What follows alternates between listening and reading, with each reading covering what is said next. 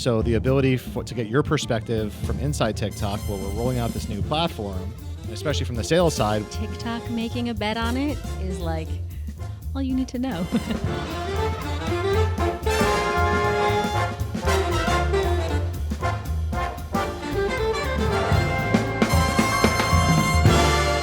All right, we're back for the latest episode of Billboards, Bets, and a Bit of Booze. I'm very excited to have with me here the esteemed Eileen Crossan. Hello, nice to be here. Welcome, welcome, welcome. Thank you very much. Well, I'm very excited to have Eileen on the show for a number of reasons. To talk a little bit about your background, your career, Sure. As well as the future, which this podcast is all about the bets that you see for yourself professionally, for the companies that you want to impact, or the industries you want to impact. Cool. And so we're definitely going to dive into that. But before we do so, we have a little ritual here. Yes. Where in Vegas, classic, we like to play a game. Okay. Roulette. Oh, based okay. upon your bets on the roulette table, that will kind of kick off the bit of booze side of the show. Amazing. And so we're going to start there. Cool. All right. You I'm ready? into it. Yes. Okay. So you have $100 of chips. You can Okay. place down. Yes. If you want to give 4 bets, we'll do $25 increments. So. Okay. I'm going to do 33. Okay. I'm going to do 5. I'm going to do, how many do I have? 2 more. 22. 33, 5, 22. And 11. Okay. And I'm taking there's some significance on the personal side, or are those just all random? I feel like it's too soon to share my thoughts Oh. on like spiritual numbers with you. So maybe we'll get into that later. Okay. All right. So coming soon. Coming soon. Here we go. And no further bets. Let's see. Let's see. Oh man. What does that One mean? to the side. So there's no payout in the form of winnings from the table, but Okay. there is a red box that Luba's going to bring over here for us to Oh. open into. Thank you, Luba. And let's see what we're going to be diving into. Okay. Okay. Oh wow. So, it's just your midday light Chateau de la Croix, Oui. distilled in 1980. So, Merci. what do you think? Yeah, let's do it. Let's pop it open. What is it actually? So this is a 39-year-old, I believe it's a cognac. Oh. In the last 30, Cheers. 40-something years. Cheers. Salud. Salute. Yeah, I'm not gonna. It's got like a Yeah. real. You mean you don't drink No. 43-year-olds cognac Nope. every day midweek? No, Midday? just wine and tequila.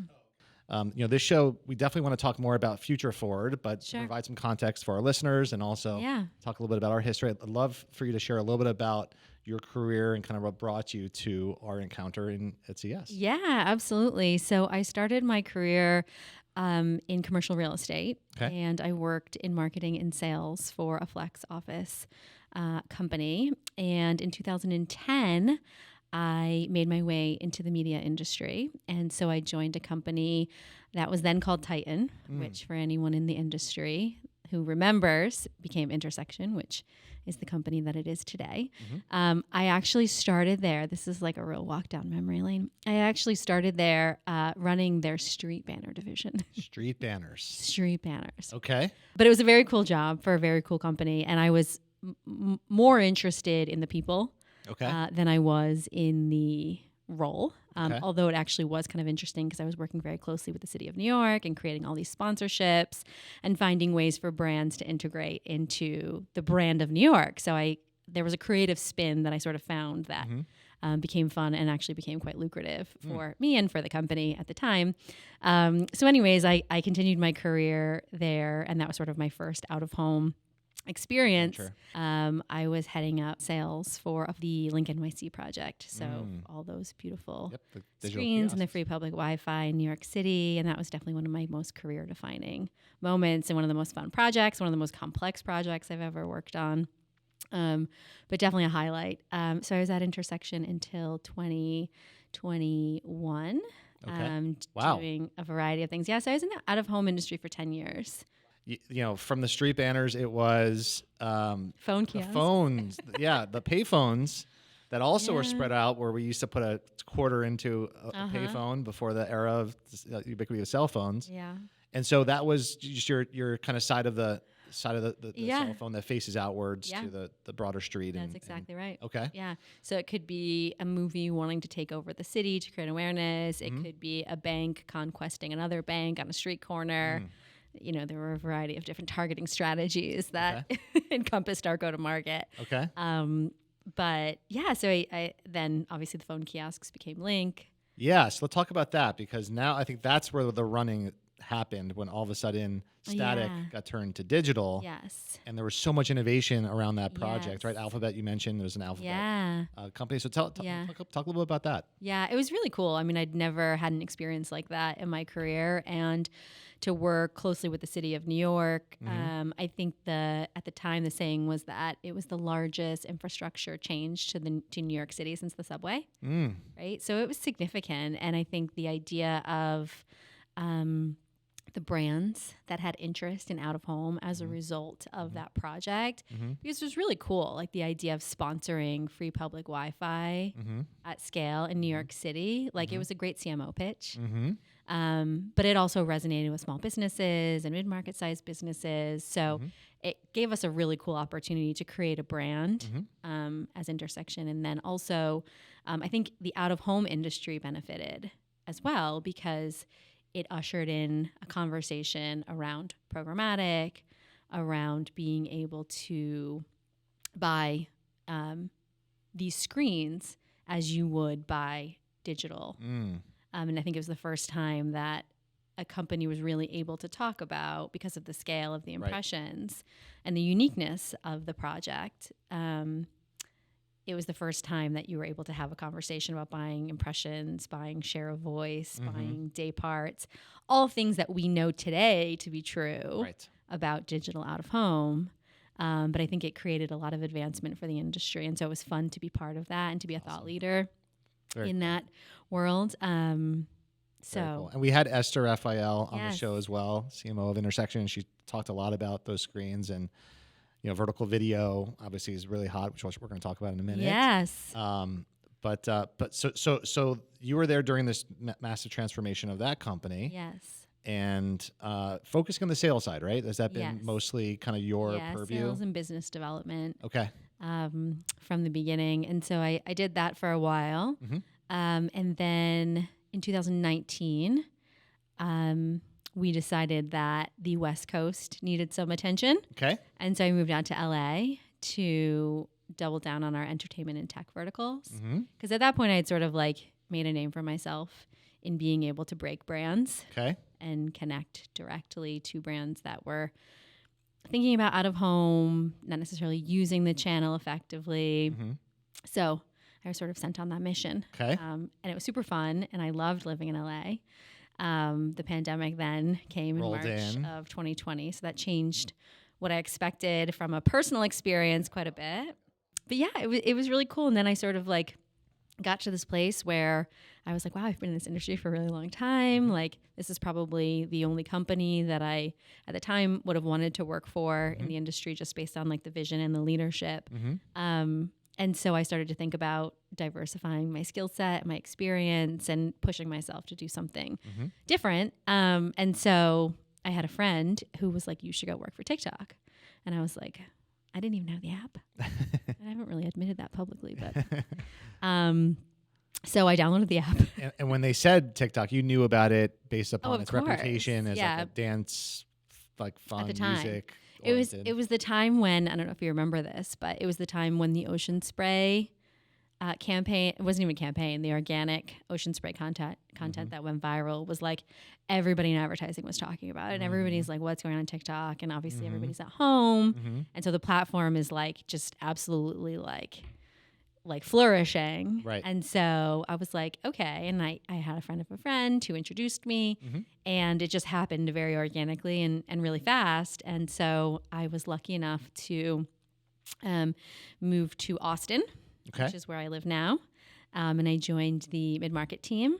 Okay. the growth team, and I was running their strategic agency partnerships team as a head of industry. So I started in July of 2021. Okay. And my last day at TikTok was last Friday. Okay. So I spent a little over 2 years. Yeah. On the independent agency team, taking all of the experience that I had in out of home and translating that to TikTok. Bring that over there. I think as we get into the future, Right. I'll talk more about that. That was a formative. That was a formative Oh, moment. for sure. How did you find the differences between selling out of home, like real world audiences or large format impressions, and now going into a platform where it's one-to-one and it's video and it's like emerging, where even the best brands were still trying to figure that out? Yeah.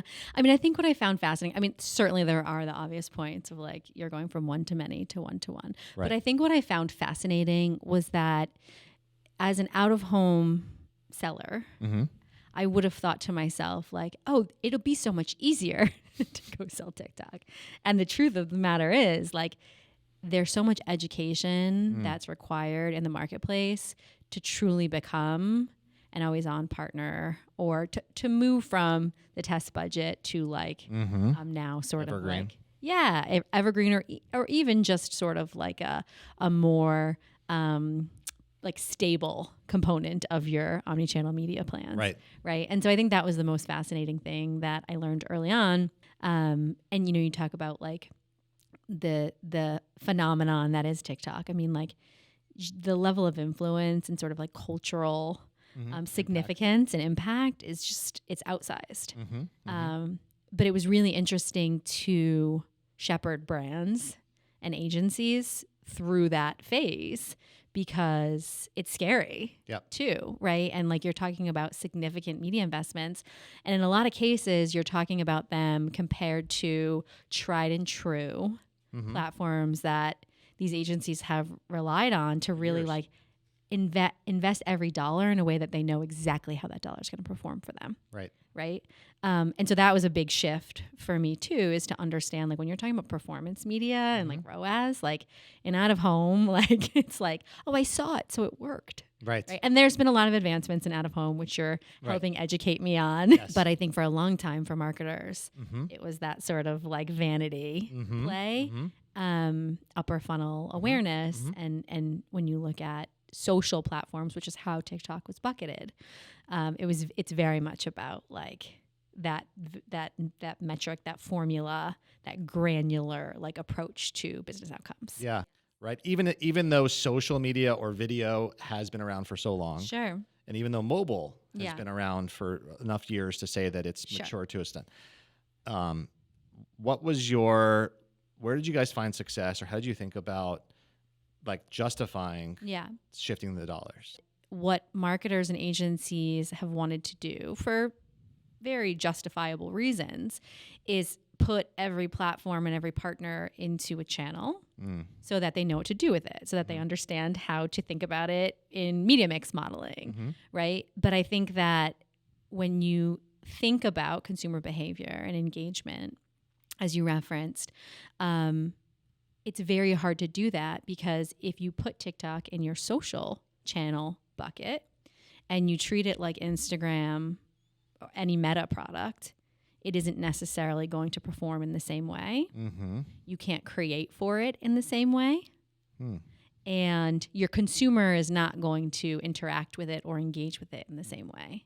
So TikTok last Friday was your last day there, as we said, and you're here in Las Vegas. Yeah. What brings you to Las Vegas?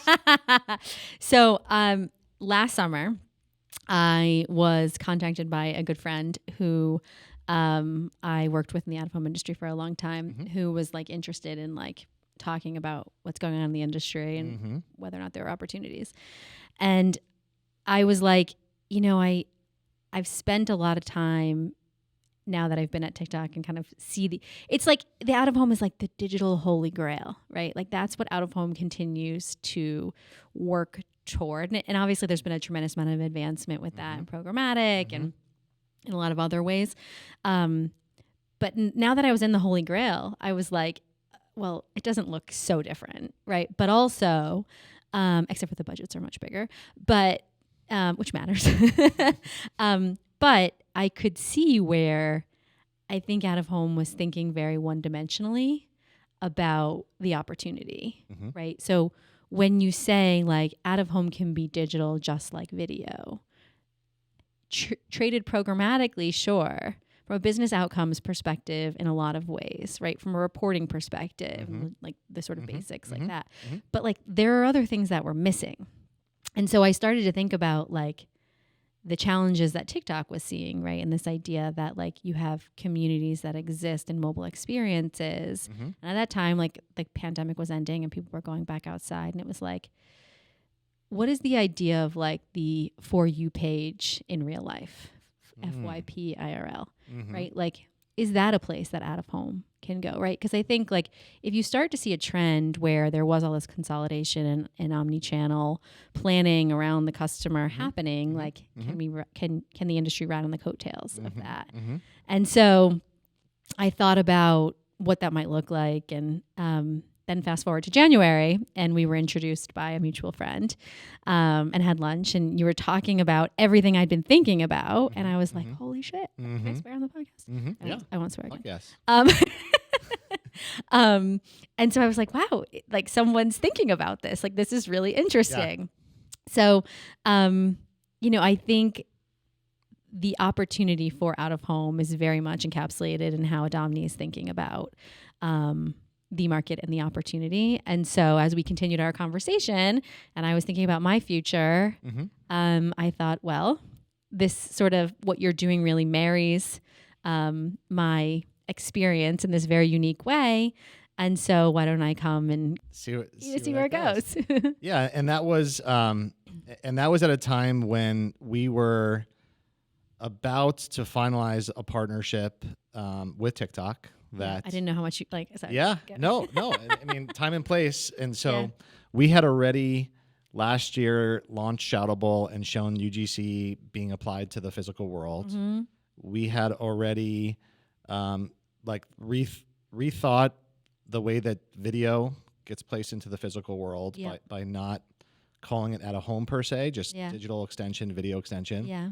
And so the ability to get your perspective from inside TikTok, where we're rolling out this new platform, and especially from the sales side, where this is something that's going to be announced broadly, and there's a program name that's coming out in October. So depending upon this podcast dropping, but so we may not steal too much of the thunder, but I think that it's already been publicized how TikTok sees the opportunity to go beyond their own mobile app. And Dan Page and the group there at New Screens and everything that they're doing to say there's televisions that people might want to consume on. There are audio formats that people might want to consume on. And then there's also these digital screens in the real world. Yeah. That why aren't those bringing authenticity and creators and extending the assets that people are spending so much time building for just the phone into the real world? So I know I asked for lunch with you because selfishly, we wanted to understand how that would be thought of from within the walls, and especially someone who came from the out-of-home space. It was like a dream interview position to have. So we started talking, and then the program started rolling out. So we've had some early campaigns that have seen some creators. But the bet around extension is something, and you've seen this where you had to redefine what TikTok was to social media and video buyers. I'd love your perspective on the bets that you see, or like how that same philosophy can be applied in this circumstance where the digital out-of-home space becomes a complement. So can you talk a little bit about that? Sure. Your thoughts on that? Yeah. I mean, I think TikTok making a bet on it is like all you need to know, right? Like, I think that there's so much influence that TikTok holds at this point, and so much power that because they see value, I think brands will pay attention. Yeah. And I think so. Then I think it creates the opportunity for us to go in and say, here's why TikTok sees value. I mean, even just in the few days that I've spent talking with you about the industry and the advancements, like there's so much more accountability and there's so much more like that can be done, I think, than brands are really willing to realize or really have realized. So I think we've been kind of talking about this like redefine narrative. And I think that's what TikTok has been doing too. And like I said, like what they've been able to achieve is really this shift in moving away from channels and silos and looking at more integration, more holistic planning, which creates a perfect opportunity for us to go in and say, well, great, because, you know, here we are with a real world version of it. Like this is truly integrated. This is digital IRL. This is video everywhere. This is audience extension. So it's like you're thinking about it, you're trying to figure out how to do it. And here we are with a solution that has the creative chops that allows you to create the efficiency with, you know, your influencer strategy and, you know, bringing that to scale, but also can deliver business outcomes. And like, here are all the different ways that we can show you attribution and all the other things that matter to marketers. And there's a lot more simplicity than there's ever been before. And I think that's what's really interesting about the Adomni platforms. I think, you know, as one of the market leaders, really driving that conversation to actually simplify. Like, I think that was one of the barriers for marketers for a long time, is like out of home is hard to buy, excuse me, at scale.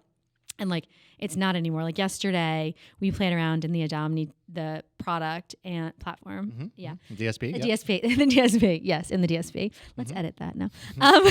Yeah, no, we did. We jumped in. We opened it up. We set up an account. And 3 minutes later, you were building national campaigns. 1,000%. And it was video enabled and it was sound on. So it was like, so I could take my TikTok campaign and I could literally show it in the real world. Like that's actually what's happening now. So I think like that storytelling is like so cool and I think is going to be like a real game changer. Totally. Let's finish by talking a little bit about creators. You know, I've read recently that UGC content is the fastest growing form, and it's now, I think, in like 20-30% of all content that gets spent or pushed out is actually has a authenticity, a user generated kind of vibe to it. But for a brand to identify the right creators, for them to make the right content, for that to fit into their, how do you see that being solved for today? And then how does it also apply in our world, where would it be just the user-generated content that's on the screens, or do you see there being a mix of UGC plus branded content that kind of comes together? Yeah. To deliver the message? I mean, I think like I'd love to see a world where creators are actually creating for the format, because I think that the opportunity on a billboard is probably different than the opportunity on a mobile device. Right. So I think that's if we now, next, and later it, I think that's like the aspirations for later. Although we can ideally find a couple of brands who would come sooner. In terms of like the opportunity with creators, I think it's so critical, because what's happening is that TikTok is training consumers to be entertained or educated by advertising. Right. So when you talk about contextual relevance, that's just like one piece of it that's expected. On top of that, there needs to be some version of it that actually is like true content. Like, again, going back to the idea, don't make ads, make TikToks. Right. So like now I think, and I'm sure there's data on this and I don't know what the stats would look like, but I would assume that consumers will be even more resistant to ads that feel like ads, because they're getting so used to seeing ads that are truly content.